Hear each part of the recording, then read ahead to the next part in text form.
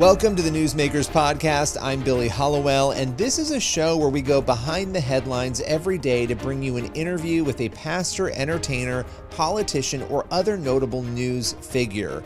And this is a show, again, it's daily, but it's based on our weekly TV show, which is also called Newsmakers. You can watch it on the CBN News channel and also on our YouTube page. And on this show, every day, we dive deep. It's a little more longer form with one of the people who you will often see on our Newsmakers show or across the CBN News platforms. On today's Newsmakers, the first Christian Israeli Olympian, Ashlee Bond, joins us to talk all about what it was like competing in the Olympic Games this year, a terrorist threat she received, and why she became an Israeli citizen. That and so much more here on Newsmakers. With no further ado, here is Ashlee Bond. You know, there's a lot to discuss right now with the Olympics going on, and you being the first Christian athlete to represent Israel at the Olympics. What has that experience been like for you? It's been really special. I think actually there is a Christian Israeli runner this year, but he's only 18, and I think I'm the first Christian Israeli from obviously Tokyo. So yeah, I mean, I think it's definitely something that's unique because usually it's the Jewish team that they like to call it, which I love because, there are brothers and sisters and um so supportive of the Jews and everything they stand for, obviously with Israel. And yeah, I mean they make you feel like part of the family. And technically I am part Jewish. Um, so yeah, I feel right at home. Yeah, no, I love your story too, because you're US born, you became an Israeli citizen, I believe in 2018. Talk a little bit about that, process, your family history, and what it was that led you to want to do that.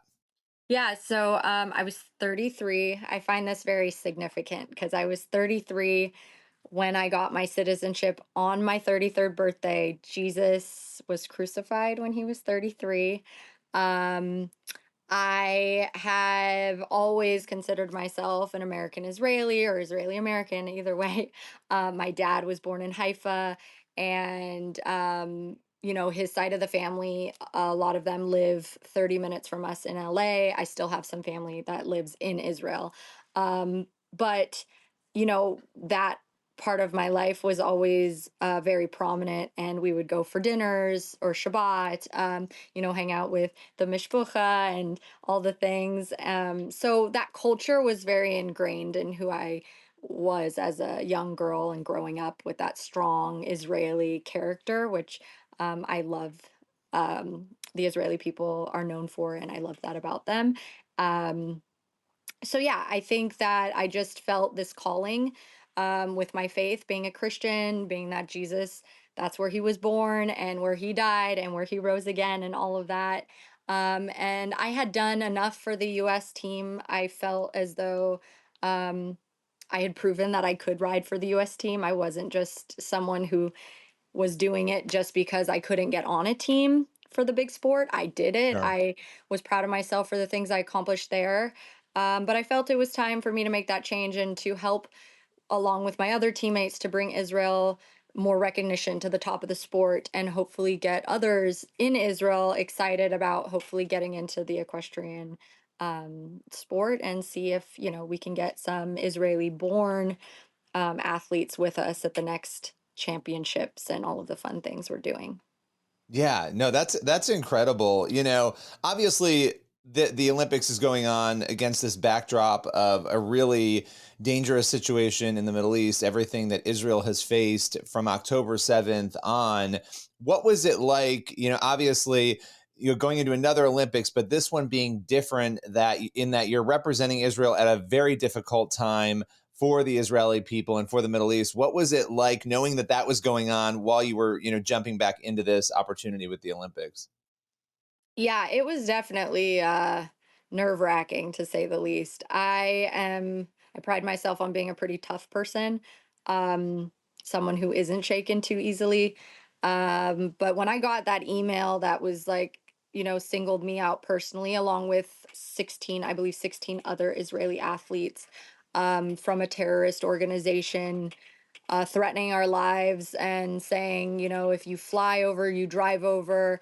We run the airports, we run the streets. We will have blood run in the streets like Munich in 72. So, I mean, that was a little concerning. I didn't ever say I wasn't going to go because of it. I just didn't know what to expect. I didn't know if people were going to, obviously, when I got to Paris, I wasn't in my Israeli gear, so I knew in that way nobody was going to know. But um, once I was in my kit, I was wondering if the athletes in the village were going to be aggressive or give us dirty looks or make it uncomfortable for us to go eat in the food hall. And at the venue, I didn't know.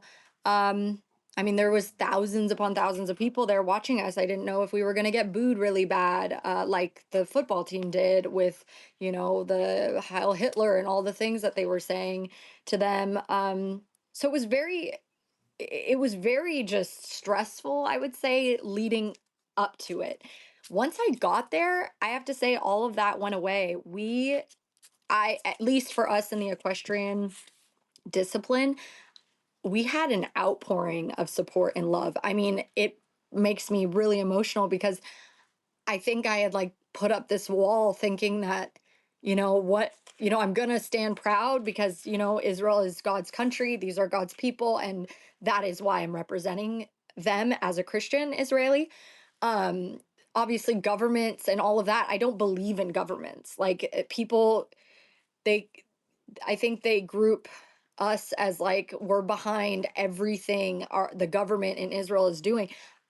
Nobody believes in everything their government is doing, Right. obviously. Right. Like it's not like the US has done terrible things and every side has done things that they wish they couldn't or could take back or don't agree with. But obviously, the core I believe in, the core value that Israel is Israel and has been for thousands of years, and those are the Israelis and that is their land. That core value I believe in to my bones. It's in the Bible. But I do think that hopefully there's a way to bridge that gap with the Palestinians because I believe that it's Hamas that's the problem. It's the terrorist groups that's their problem, not the people. Um, Even though they are indoctrinated, not all of them by any means, but there is indoctrination there. They're just born to hate Jews and Israelis and Christians and people who aren't like them, which as a Christian, you have to love them as well and pray that the scales get dropped from their eyes and all these things. So that's what I'm behind. I'm behind just, Jesus. I'm just Yeah. a Loving, follower of loving Jesus. God, loving others, right? Loving Loving God, God, loving loving others. Yeah. others. Like, and Yeah. we just had so much support and the village was wonderful. I never had a bad experience. The athletes were great. We traded pins. I never once felt unsafe. We did have security with us 24/7 the minute we stepped out of the village. We had police escorts driving us because it was about a 45-minute drive to the village and the venue and back. So, and we couldn't go anywhere else. Like when we were outside of the Olympic Village, we had armed guards with us, following us to the bathrooms. I mean, everywhere. We could not go alone. Was it Yeah. overkill? I don't know. I'm here and I'm safe. So Overkill is better I'm than grateful. not having enough, right? I mean, Yeah, I would always say exactly. overkill is better if that is the Yeah. case because, it's let's just talk about that email a little bit more. For those who don't know, the threatening email that came to you, when was that? Talk a little bit more about that because for a lot of people, and I would imagine this was the goal, they would receive that and they would say, I'm not doing this. I'm not going to. I mean, if you let fear overtake you. Yeah. Yeah, I think I mean that's just I feel like being a follower of Christ, you give it to him. And I just kept having to do that. And I'm really fortunate to be, my mom, is a pioneer in the faith and film industry. And she literally had, I think, tens of thousands of people praying over Israel, the team, our safety, and all of the delegation of Israel. I mean, it was truly remarkable, the outpouring of prayers we had covering us. And I think that that's why we did not experience, I mean, I believe in my gut, that is why we did not experience anything other than true love and support the whole time we were there. So yeah, it was definitely um, a shocking email to receive. I read it a few times. Um, I think I just tried to just, believe that God's purpose for my life and calling us to such a time as this, that He would protect us and keep us safe. And again, I'm also on the mind frame, if it's my time, it's my time. I'll just be with Him sooner. So I try to walk that walk. It's not Yeah. easy by any means, but that was how mentally I prepared myself. Did they ever find who sent the email? Were they ever able to track that? I'm not sure. I know they were Wow. on it because there was like 16 of us that got that one. Like each one was addressed specifically to each individual and to their personal emails. And then there were a couple Israeli athletes that got their obituaries sent to them. So, Wow. I mean, they were obviously on top of things because when we went into the village, we felt free.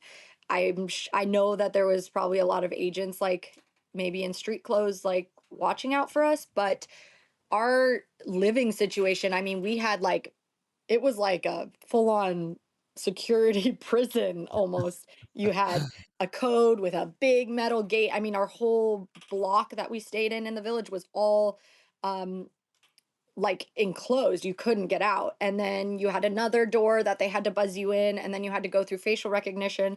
Then you had a body scanner to see if you obviously had anything on your person that wasn't safe. And then you had your guard sitting there, and they had cameras pointing at every, in every direction around our building, and they were watching that 24/7. So Wow. Wow. it was intense. So to talk a little bit more about, what you do being a show jumper and getting into the equestrian arena, how did you get into this? Did you ever imagine that you'd be at the Olympic Games twice? I mean, just take us through sort of the history there. Yeah, I mean, my dad put me on a horse at 6 months old. He rode as a kid. He used to take the donkeys from the Arabs and take them up to the caves and like let them loose. He was a little bit of an instigator when he was 12. But he moved to the States when he was 12. And then my mom grew up riding a bit in the Western pleasure. But I think from the time I was 3, I started jumping. By the time I was 6, I was competing. I knew from when I was very, very young that I wanted to do this for a living, that I wanted to go to the Olympics, all those dreams and aspirations that all the little young girls have when they start jumping, I think, or riding. And, I was very successful from a young kid. I did step back and I did quit when I was 19 to 21 years old, lost my way, had to find out who I was without my riding. Um, and I actually went and worked for my mom's production distribution company and learned a lot there. And ended up, she took me to New Zealand when she was filming a movie at Peter Jackson's studio. And I was bored, so I went riding in the countryside I was 21 at the time, and with another guy my age. And I just fell back in love with the horse and what is so special about the connection. And also, I find that significance with, Jesus coming back down riding on a horse and all those things, which is really cool. So I think I just knew. And then once I got older, and things started to change for me in my purpose, I just felt the calling to ride at the Olympics and the World Equestrian Games for Israel. Yeah, no, that's an incredible journey. And obviously, with your time at the Olympics being done now, this year, when you look at it, I was curious from your perspective, from the athlete's perspective. Obviously, the world has been talking about a lot of different things. There was the opening show, which got a lot of attention, and as a Christian, Yeah, if that you was want to, that was if hard you to watch. yeah, Yeah. well, that was going to be my question. What was it like for you guys? Because here you are, you're going to compete, and there's so many distractions around the show that have nothing to do with the Olympics. They have to do with other things. Yeah. What was that like, especially that opening show distraction? Yeah, I mean, fortunately or unfortunately, most of us as Israelis were not there.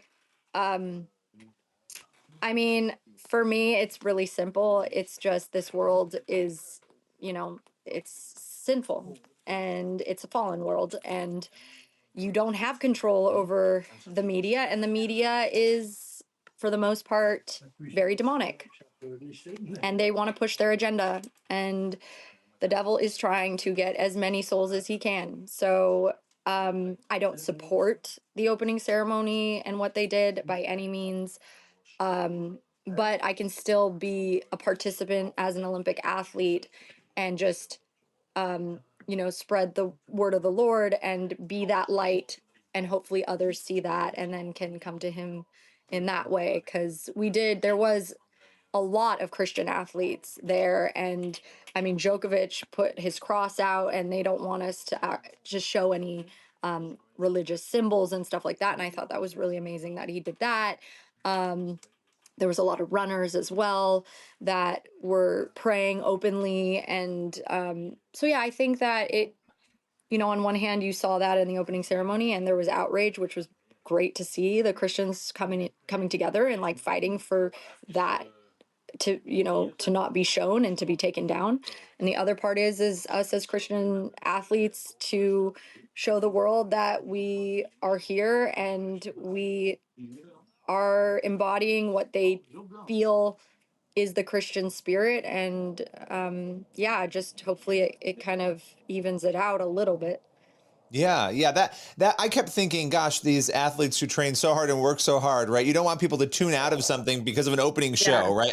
It felt Yeah. so unfair to you guys that there were people boycotting, the Olympics, and I'm Yeah. thinking, this is not. They had nothing to do with this, right? And that was No. hard to imagine from your perspective, is what that Yeah. must have been like.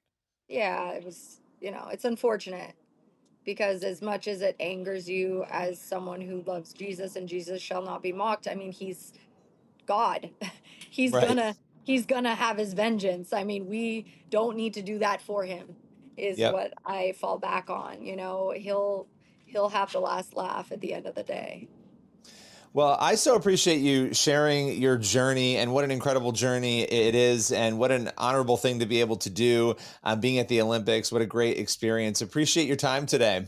Thank you so much. Thank you for having me. That's all for today's Newsmakers podcast. Be sure to tune in for the next episode of the show, and also head over to the CBN News YouTube channel and the CBN News channel to watch Newsmakers every week. We'll see you soon.